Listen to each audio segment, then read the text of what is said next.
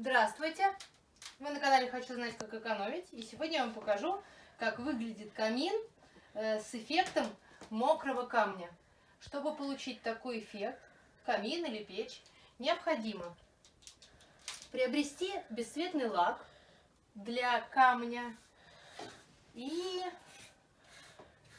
обработать кирпич, как это делаю я, кисточкой.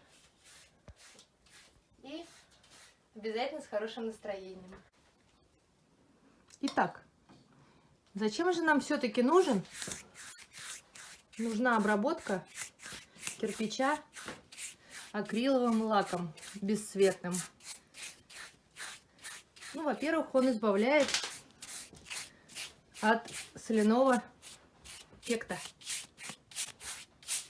Сначала надо обработать неамидом.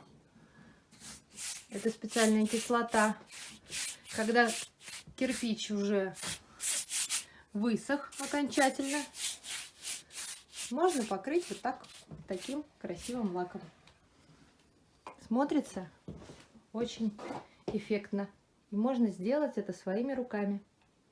Вот так у нас выглядит камин с эффектом мокрого камня, а так выглядит камин без этого эффекта. Оставайтесь с нами, подписывайтесь на обновление канала и ставьте лайк.